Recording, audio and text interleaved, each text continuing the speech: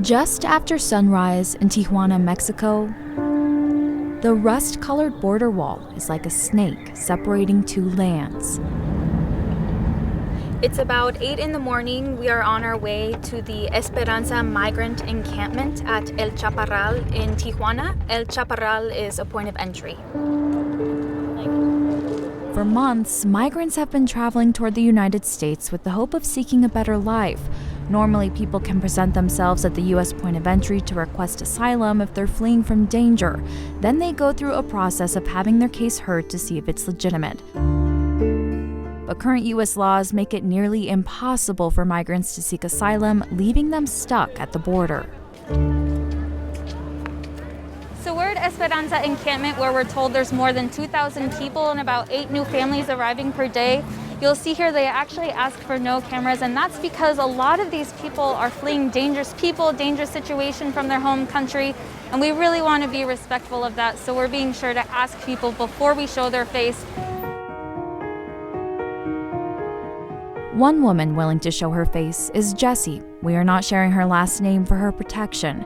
She left Honduras with 2 of her kids because their lives were threatened by gang members. Las maras entraron a nuestro apartamento y nos amarraron, pusieron a nuestros hijos en peligro y nos dieron 3 días para que saliéramos huyendo, o sea, que nos saliéramos de ahí de la colonia porque querían que les pagáramos 10,000 pesos. Jessie says her kids have experienced a lot of trauma. Mi niña, de hecho, tuvo que estar en psicología porque a ella le pusieron la pistola en la cabeza y estaba pequeña, solo tenía 6 años. La verdad fue bien terrible y por eso nosotros tuvimos que salir huyendo. They've been at Esperanza encampment for nearly 40 days. They're so close to the U.S. and yet still so far on their journey. So I can't describe it in any other way except heartbreaking. Hola, hola, buenos días. ¿Cómo andamos? Dulce Garcia is the executive director of Border Angels, Órale, gracias. a nonprofit that advocates for human rights. Border Angels has been supporting the migrants with supplies. There's still a need for food, just basic things, just food, tarps, blankets.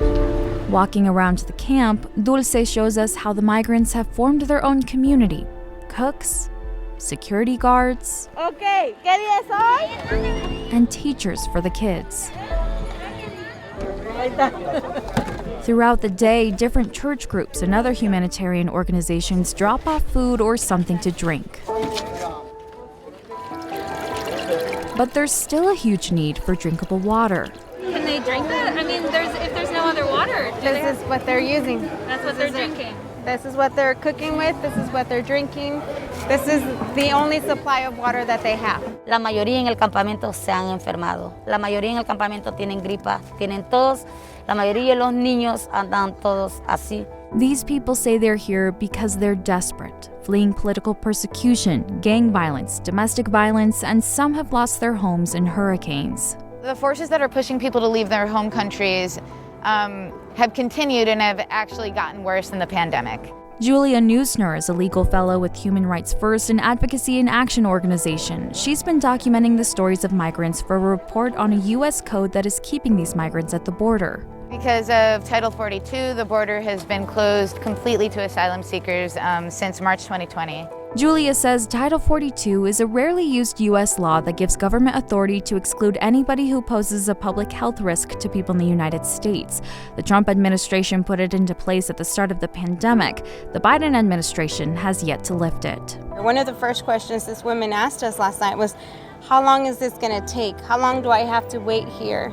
And the answer is we don't know. Dulce says part of the reason there are so many people at the border now is because many have been given misinformation that Title 42 has been lifted.